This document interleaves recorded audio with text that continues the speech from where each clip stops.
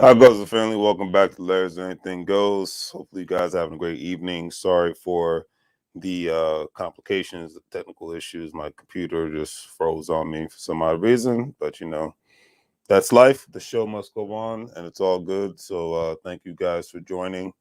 Um, Gonna have a quick discussion about in regards to quote unquote why the certain members of society say the remote working economy is bad for the economy. I find that to be very interesting, somewhat laughable, but it's all about different perspectives and how one wants to look at it and whatnot. So let's get into it real quick. All right. Because I mean, hey, I'm all for the stay-at-home remote working atmosphere. I know that people have been enjoying it. I mean, heck, since the good old days of when the 4 Hour Work Week book was written by Tim Ferriss and whatnot. But you know, no matter what the situation is, the economy is going to be affected. It has been affected by the pandemic. I mean, heck, the times we're living in now, it's very special times. But the CNN Business article why remote working is a big problem for the economy. Big problem for the economy, as I say. So I'm going to get into it. Um, the article says, love it or hate it, commuting is good for the economy. You pay train conductors salaries with your subway fare. The dry cleaner by the office and the coffee shop around the corner all count on workers who have been largely absent for nearly a year and a half. Now, I could not agree with that statement more because before the pandemic, I used to go to the cleaners. I'm going to say at least once a week or once every 2 weeks. I think I've been to the dry cleaners this year, total 2 times this year. Okay, in total, 2 times this year. So it's very interesting, given the fact that this article starts off with that, and really do a deep dive in the economy. And I was talking about this with people today. It's like a lot of places depend on foot traffic. Okay, um, metros and it's like public transportation, bus drivers, they depend on people riding those services and whatnot. Major, a lot of corporations from a transportation standpoint, major cities from a transportation standpoint lost money. If you have an easy pass on any level, if less people driving or whatnot, meant that the state or the corporations who own the easy passes are not making any money or as much money. Okay, so once again, everything revolves around the money, and that's what we're talking about, regardless of your political affiliations. It's either both parties are all about the money.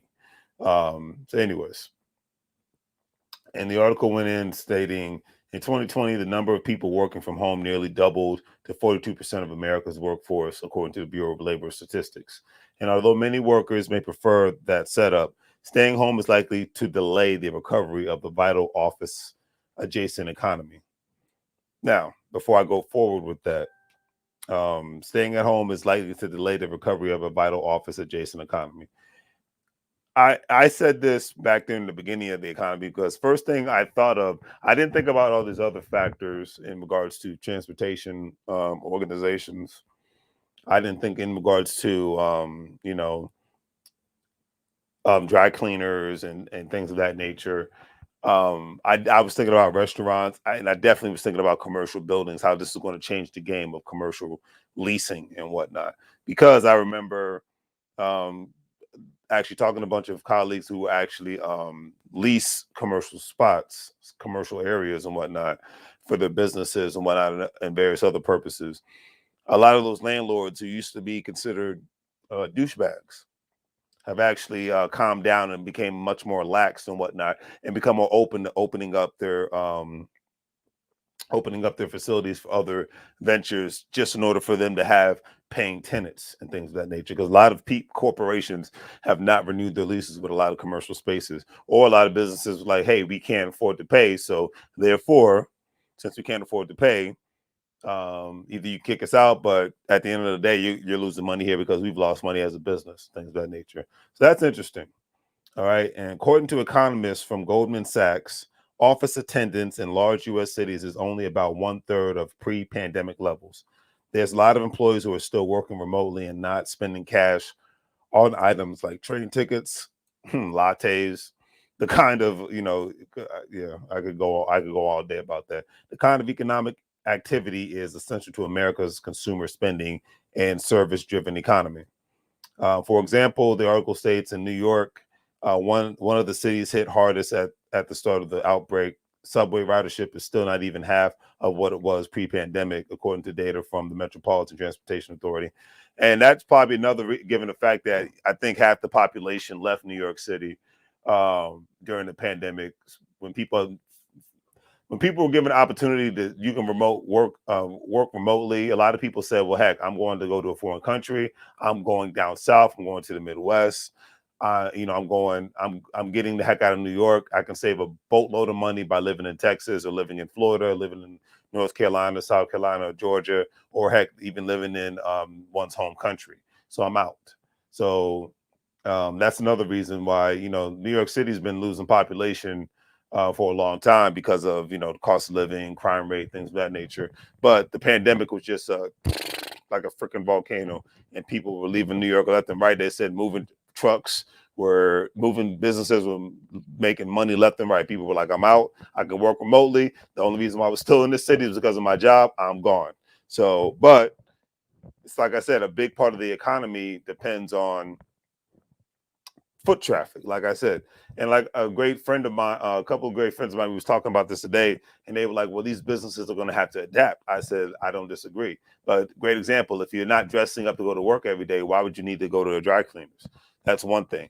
A lot of those small mom and pop businesses that are dependent, like newsstands, coffee stands, little restaurants and whatnot, not really made for DoorDash. They're not really made for a Grubhub and things of that nature, because majority of the time, I mean, and I hate to say it, but I'm just going to say it. Majority of the time, a lot of those businesses, not all, but a lot of them, the quality of service might be good, but the quality of the products that they serve isn't the best. And the only real reason why people go to those places is because they're not as disciplined enough in regards to bringing their own coffee or their own food and whatnot to work, and so they eat lunch and breakfast out every single day, which 9 times out of 10 you're going to be spending way more money because you don't go to the grocery store when you do that.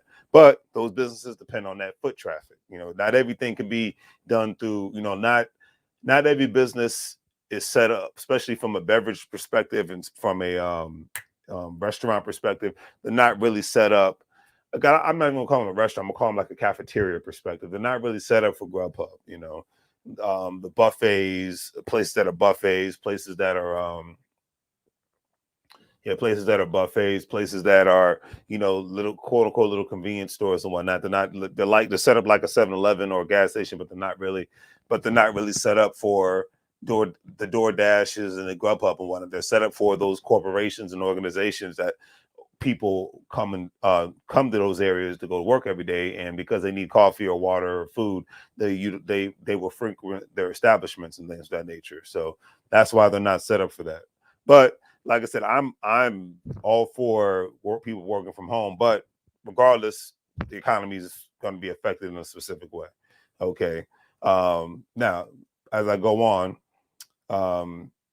the article stated that New York's public transport system is the largest in the nation, which most people know that. At the heart of the city's economic power, real talk. Before the pandemic, it brought in nearly $17 billion in revenue, but with ridership still depressed to this day, revenue predictions have been slashed too.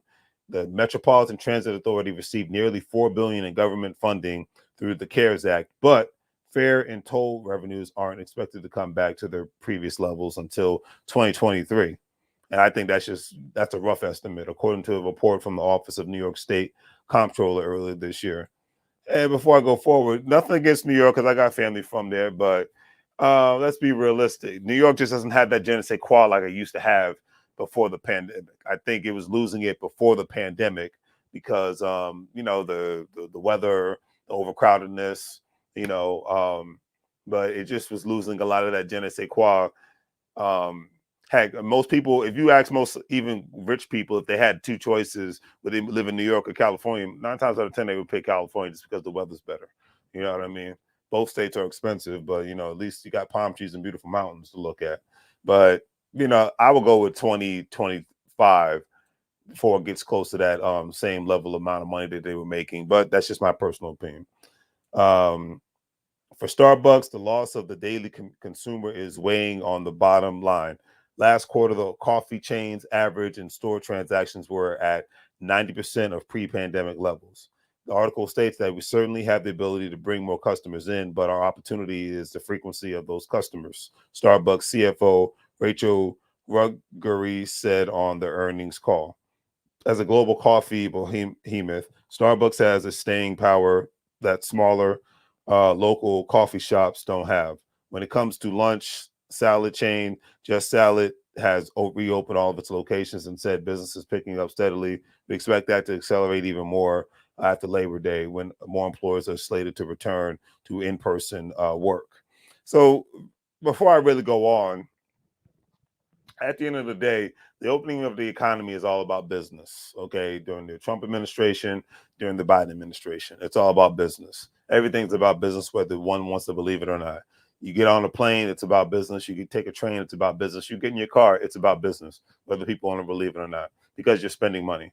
But, anyways, I will say that um, I get that not having a good chunk of the workforce not working in a building is bad for the U.S. economy. I get the aspects of it, but I just think that a lot of traditional businesses are not going to be able to survive as much as they did before the pandemic, because it's just the thing that's changing right now that most people don't realize it is that employers have had to become much more competent and competitive in regards to even getting people to want to work for them anymore. And the first thing most people say to them, to the new employers now, if it's not about the money, it's about remote working. Okay. And most people will be flexible and be like, hey, I just want to be able to work from home at least 2 days a week. Okay. Give me at least 2 days a week. However, you got a lot of people say altogether, I want to work remotely 100% of the time. Okay.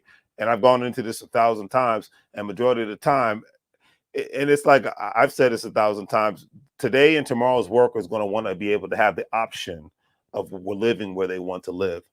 Life before the pandemic showed you had a small population of people that already, like before the pandemic, said, hey, I want to be able to live where I want to live. I read Tim Ferriss's 4 Hour Work Week. I want to live where I want to live, and I want to be able to make moves in any state or country that I want to live in, regardless of what my career is, especially if I'm a white, quote unquote, white collar worker. The pandemic showed that you can have people work from home and be productive, and be just as productive.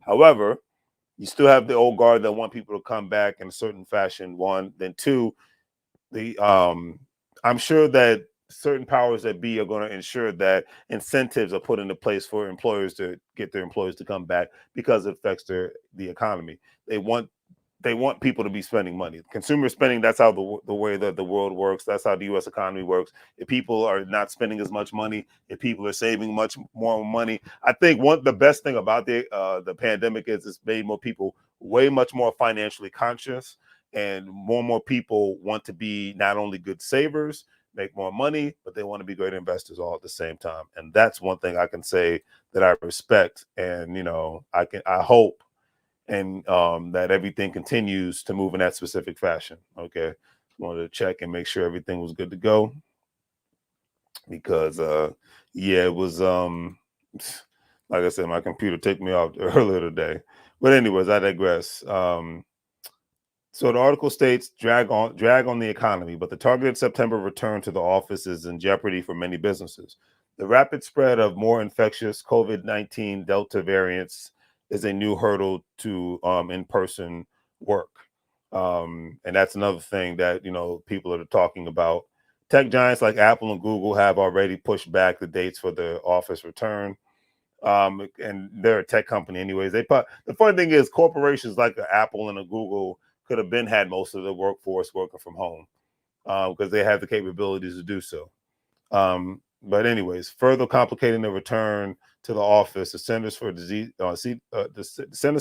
Control and Prevention reversed its mask guidance last week, urging uh, even vaccinated Americans in high transmission areas to wear masks indoors and outdoors and whatnot. And I still wear my mask. So I'm not even getting involved in that. Um, but anyways, no matter when it really happens, the way we work what has permanently changed for many professions. Remote work and hybrid in office models are likely here to stay as one of the legacies of the pandemic. I agree with that. The article states that the bad news for the metropolitan areas and states that heavily rely on the services sectors, be it through workers or tourists, and tourists is another thing, including Hawaii, Las Vegas, and New York. Those places are lagging behind in the recovery. It's ironic because I'm going to Las Vegas in a couple of weeks. But even those called back may not be ready to be able to go back full time, citing issues like childcare, which I get.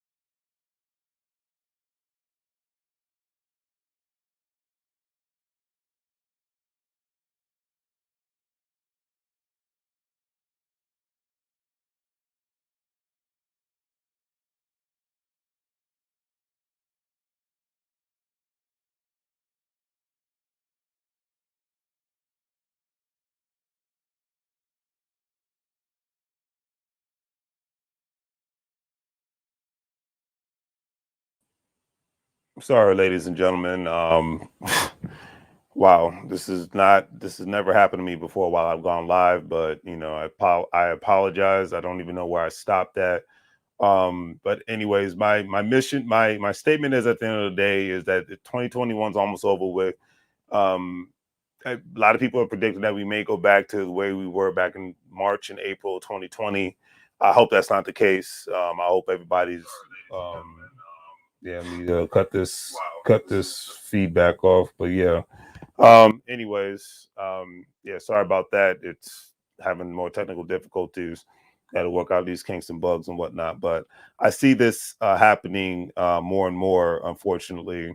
Um, as far as but anyways, back to what I was saying. At the end of the day, the article stated that job ads increasingly offer remote work, and surveys indicate that both workers and employees expect work from home to remain much more common than before the pandemic. Goldman Sachs economists said that in a note to clients, and I couldn't agree with that statement more, because um, it's all about competitiveness, and workers want that. A lot of employers want that. I've said this 1,000 times. This is going to save employers a lot of money. Okay, a lot of money. Let me make sure. Yeah, it's going to save employers a lot of money. So and that's all that matters. That it's going to save employers a lot of money, and it's going to save and then in certain instances, some people might even take a pay cut. Some people might even take a pay cut. If you really think about it, some people will take an actual pay cut just so that they don't have to go to commute to work every day. I mean, to be honest with you, the idea of commuting to work for most people is just like, when they don't have to, people got spoiled. That's just what it is. People got spoiled. Heck, I got spoiled myself. So it's like, not having to get up at 4:30 in the morning anymore. It's a beautiful freaking thing. So the rat race lifestyle, it's a beautiful thing now.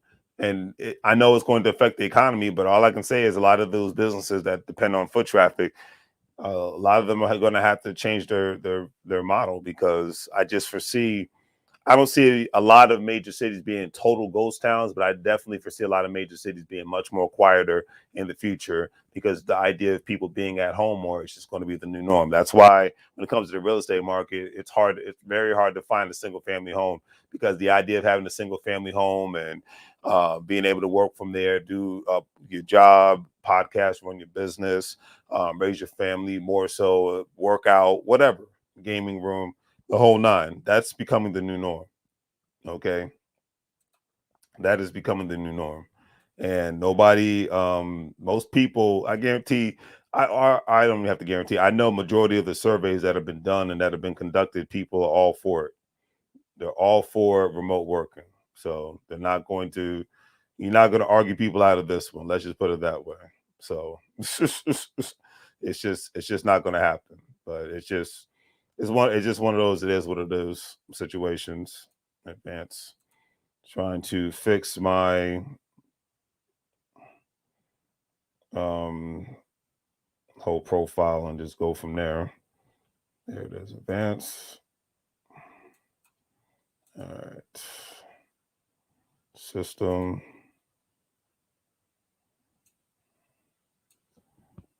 All right.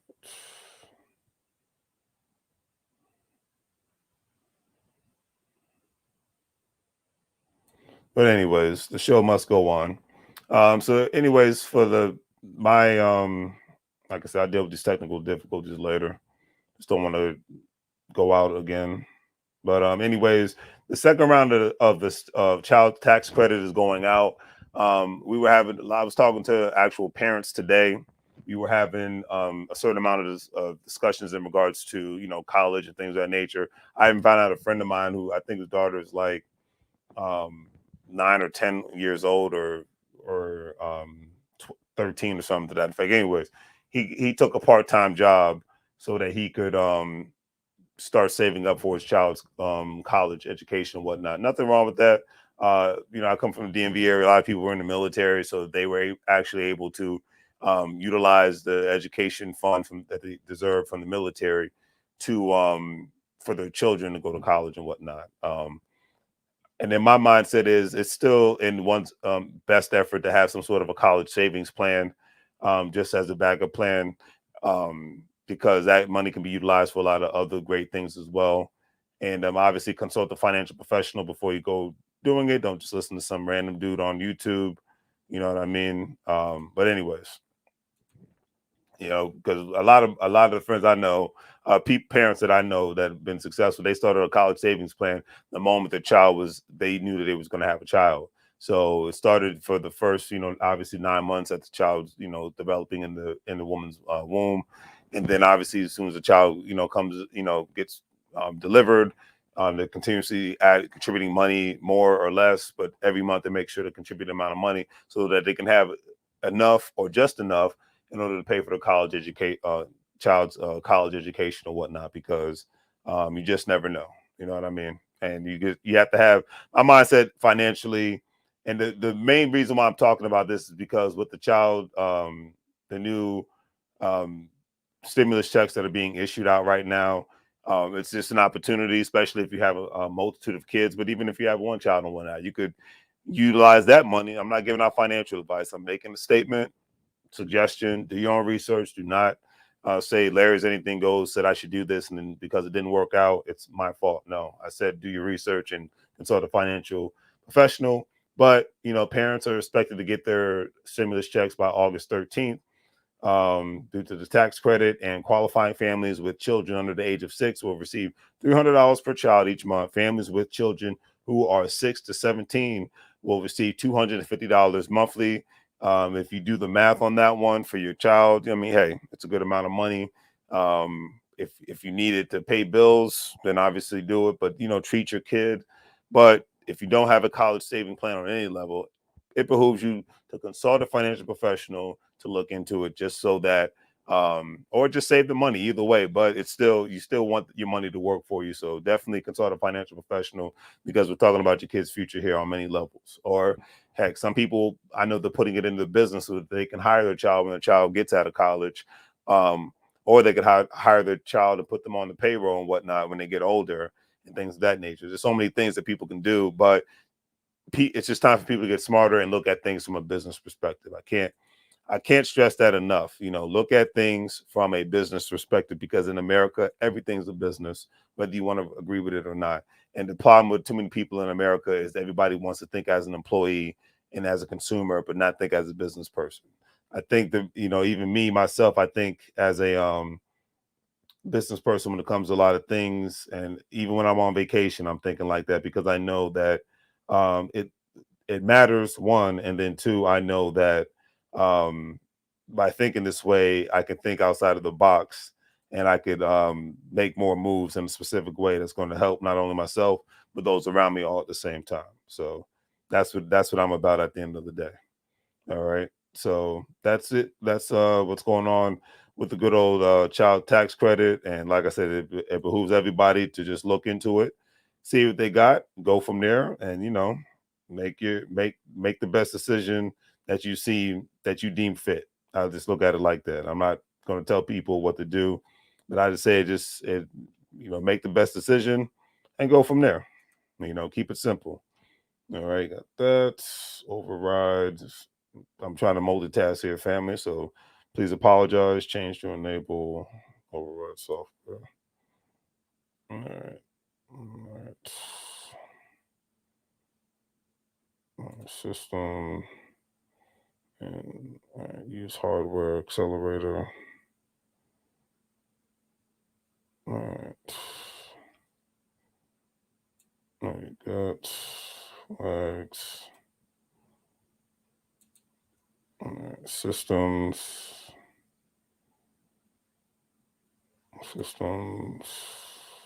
Use hardware accelerator.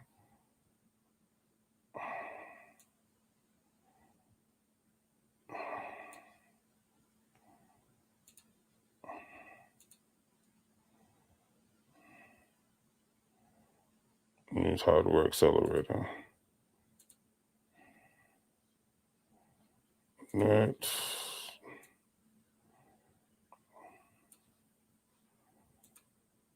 And we got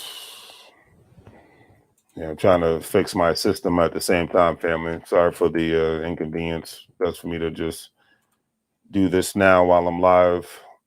Just got one more thing to add, and I'm gonna call it a night. This is crazy.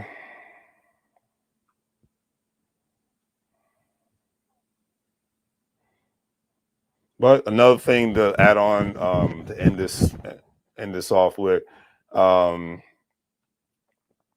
let me see, enable.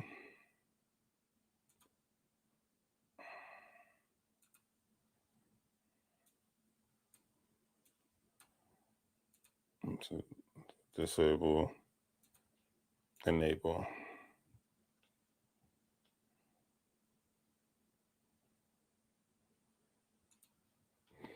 All right.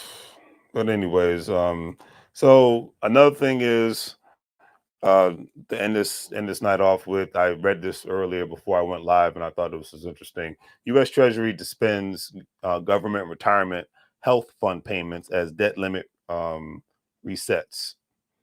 Secretary of Treasury stated on this past Monday, additional steps to preserve the federal government's borrowing capacity under a reinstated debt limit, suspending some investments in government employee retirement and health benefit funds.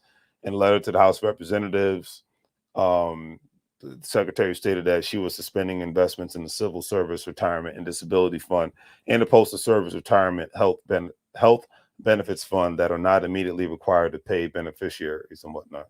So the main reason why I'm bringing this up is because this is why the old model, is it wrong what they're doing? I'm not saying it's wrong or it's right and whatnot. You know, they have to do what they have to do at the end of the day, just like certain private corporations have to do the same thing, if they're not exceeding what they thought is in regards to profitability and things of that nature. So, you know, everything goes up and down.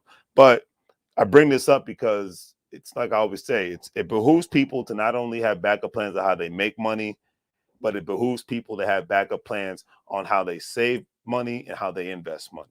And that's, you know, and if you're just a worker like myself, and all you're depending on right now is um your one pension with your company that you're working for, organization that you work for, and you think that's going to do it, that and Social Security, I'm here to tell you it's not for the millennial generation, like the baby boomers and Gen Xers. Yes, I'm talking to the millennials and people younger. That's not going to cut it. Most people know that. Most people get that, and you don't want to end up in your 70s and 80s and whatnot with barely any savings and whatnot, and totally dependent on one to two different pension funds and whatnot that are barely going to help you scrape by or even get into a decent senior citizen's home. That's why I bring this up. Have as many options as possible on how you make money, how you invest money, and how you save money and whatnot. So having an individual retirement account, having you know, your own company's 401k account, having various different stock portfolios, things of that nature, businesses, real estate. You know, the list goes on and on. I know I repeat myself in regards to this stuff, but this it's definitely true, and it's definitely you know, it's not going to change anytime soon. That's just what it is. So it's like, it's, you know, for our generation, we have no choice. We have to think outside of the box. Okay, we have to think outside of the box. We have to be able to go from there and just do what we have to do at the end of the day. So, um, but anyways, and then obviously, before I leave tonight, remember the best. There's so many great things, and most people know this. There's so many great things about being able to work remotely from home and things of that nature. So many great things. But I'm gonna go over real quickly the best reasons why remote working is awesome. Remote workers are more productive. That's number one. Number two, remote work has freed up relocation opportunities. I've said that a bunch of times. Um, especially working has allowed people to save much more on vacation time and whatnot. a lot of Americans. I remember there was a survey. It was like back in 2008, 2009, and they were talking about Americans were going on less and less vacations and things of that nature. I said, well, that's because most Americans back then and even now had jobs where they barely had vacation, or even if they did, it wasn't enough to really go on vacation. And then number three, people would save that vacation leave for when they're sick or if their kid's sick or something to that effect, or when something bad happens. Number three, employers are hiring more independent talent. I could see that as well, especially corporations hiring more freelance people. And a lot of people love being in the 1099 freelance category as well. Number four, remote workers are saving time and money. And it's like I said, the money aspect, that's why the CNN business articles say that it's bad, why that's bad for the economy and whatnot. But most people nowadays are worried about their economy. Number five, last but not least, pandemic remote work is different from remote work. Remote work and remote work during a global pandemic are not the same, which is true. But just say if I snapped my finger and all this was over with and whatnot, it would definitely change the game, and it would be interesting, all that good stuff. So, anyways, thank you for all that watched, and thank you all that bared with me during the technical difficulties tonight. I'm trying to ensure that this does not happen again. So do the great things, family. Like, share, and subscribe. Have a great day. And as I always say, make money moves or you're going to live broke like a fool. Take care.